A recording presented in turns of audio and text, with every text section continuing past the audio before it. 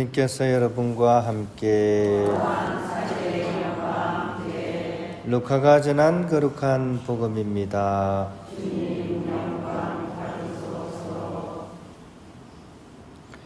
그때 예수님께서 성전에 들어가시어 물건을 파는 이들을 쫓아내기 시작하시며 그들에게 말씀하셨다. 나의 집은 기도의 집이 될 것이다 라고 기록되어 있다. 그런데 너희는 이곳을 강도들의 소굴로 만들어버렸다. 예수님께서는 날마다 성전에서 가르치셨다. 수석사제들과 율법학자들과 백성의 지도자들은 예수님을 없앨 방법을 찾았다. 그러나 어떻게 해야 하는지 그 방도를 찾지 못하였다. 온 백성이 그분의 말씀을 듣느라고 곁을 떠나지 않았기 때문이다. 주님의 말씀입니다.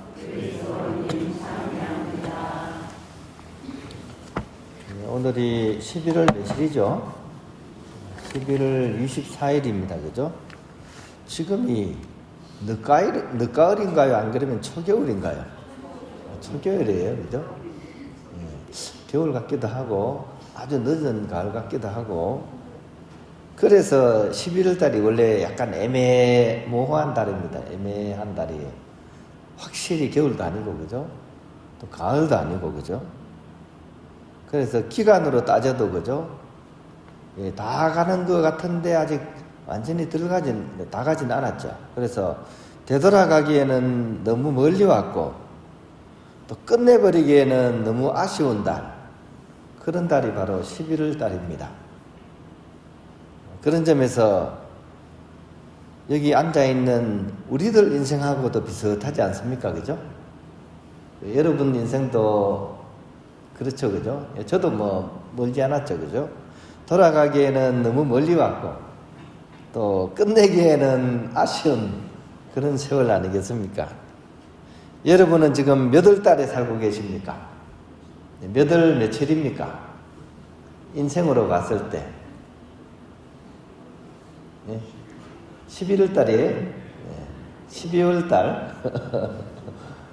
대부분이 아마 한 10월 달부터, 그죠? 12월 달 그 사이인 것 같아요. 그죠? 얼마 남지 않은 그런 공통점이 있다면, 남은 여생을 우리가 어떻게 보내야 되는가 하는 것이 아마 우리들의 공통점일 거예요. 길이가 이제 아무도 또 자신할 수도 없잖아요. 그죠? 얼마나 남은 날이 될지 저마다 이렇게 다르긴 하겠지만, 그래도 공통점은 남은 여생을 어떻게 잘 보내야 되는가 하는 것이 우리의 공통점일 것 같습니다. 나태주라는 그런 유명한 시인이 바로 이런 11월이라는 시를 통해 가지고 자신은 이제 그 남은 여생을 이렇게 살겠다라고 다짐을 합니다. 더욱 그대를 사랑하겠습니다.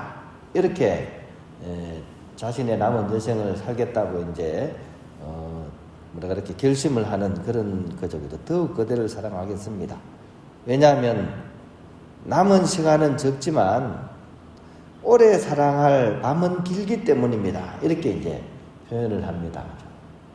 어떻게 보면 그죠? 남은 날은 적지만 또 밤을 꼭박 세운다는 것은 또 긴 의미잖아요. 그죠? 그러니까 남은 시간은 적지만 오래 사랑할 밤은 길기 때문에 나는 그대를 더욱 사랑하겠습니다. 라고 이제 식구를 표현했습니다.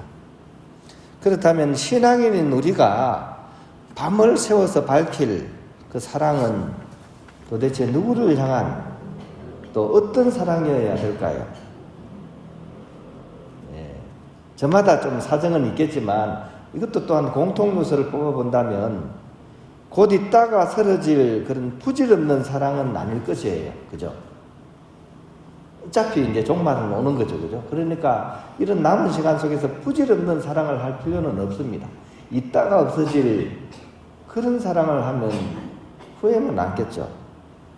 그런 의미에서 우리에게 필요한 사랑은 영원으로 이어지는 사랑, 즉 절대자이신 하느님에 대한 사랑, 이런 것이 우리가 남은 여생 동안 정말 최선을 다해서 추구해야 될 그런 사랑이지 않나 싶습니다. 그래서 오늘 복음 속에 예수님 말씀이 더욱더 강렬하게 다가옵니다. 성전을 바라보면서, 그죠? 막 예수님께서 막 화를 막 내시기도 했죠, 그죠? 그러면서 뭐라 그럽니까? 나의 집은 기도하는 집이라. 이 성전은 기도하는 집이어야 된다는 거죠. 그 성전이 그 성전만은 아니죠, 그죠? 지금 이 자리에 앉아 있는 우리 또한 하느님의 성전입니다. 하느님을 공경하고 헌송하기 위해서 생명받아 태어난 이 목숨 하나, 이것도 하느님의 성전입니다. 이 성전은 어떤 집이어야 된다고요? 기도하는 집이라. 이 성전은 기도하는 집이라. 우리 여생은 바로 그런 의미에서 기도하는 집, 또 기도하는 그런 집을 지키는 집사여야 한다는 것이 저의 생각입니다. 오늘 우리가 기념하는 안드레아 동락 사제와 또 베트남 그런 동료 순교자들의 삶은 바로 그런 차원에서 오로지 하느님에 대한 사랑으로 온전히 봉헌된 그런 기도하는 집이셨습니다. 1533년도 중국을 가던 유럽 선교사들에 의해 가지고 베트남에 복음이 처음으로 전해지게 됩니다. 1500년 되니까 우리 조선시대로 보면 되겠죠, 그죠? 조선 초기라고 볼 수가 있습니다. 그리고 1615년에 이제 예수회가 정식으로 베트남에 이제 전해지게 됩니다. 그 중에 로드라는 신부님이 계셔가지고 1624년부터 1645년까지 한 20년간에 걸쳐가지고 수만 명에게 세례를 베풀었다고 합니다. 숫자가 많은 거 보니까 굉장히 쉽게 전해졌나 봐요, 그죠? 수월하게 복음이 전해진 것 같습니다, 그죠? 근데 사실 그렇지가 않습니다. 베트남도 아주 혹독한 박해를 여러 번 겪었습니다. 18세기에는 3번의 큰 박해가 있었습니다. 또 19세기에도 큰 박해가 있었습니다. 그래서 1883년까지 13만 명에 달하는 선교자가 베트남에서 났습니다. 그리고 1988년 요한 바오로 2세에 의해 가지고 그 중에서 117분이 이제 시성이 되게 됩니다. 그런데 이 순교 시대 때, 이 박해기 때, 관원들이 이 신자들을 이렇게 식별하는 그 방법이 우리가 많이 들어본 그런 방법입니다. 성화상이라 그러죠. 예수님 얼굴이 있는 그런 그림이나 성모님 있는 그림이나 십자가를 바닥에 깔아놓고 이거를 밟고 지나가게 했습니다. 지금의 여러분 같으면 어떻게 할까요? 어떻게 그냥 건너뛰어 갈까요? 아니면 지나쳐 갈까요? 이거는 이 행동에 의해 가지고 나의 생사가 이렇게 걸려 있습니다. 저도 장담은 못 하겠어요. 그걸 밟아야 될지 말아야 될지. 아마 지금 우리는 거의 대부분이 밟고 지나갈 겁니다. 그런데 이분들의 경우는 하느님에 대한 공경심이 너무나 크셨기 때문에 그거를 참아 밟을 수가 없는 거죠. 그거를 밟는 것보다는 오히려 자신의 생명을 봉헌하고자 선택했던 사람들, 그 사람들이 베트남의 선교자들이셨습니다. 하느님에 대한 공경심이 약간 그런 이제 어떤 동기가 되었을 거고요. 또 하나는 오늘 제가 처음에 얘기했던 것처럼 당신들의 그런 존재 근거가 11월 달임을 아마 아셨기 때문이지 않을까.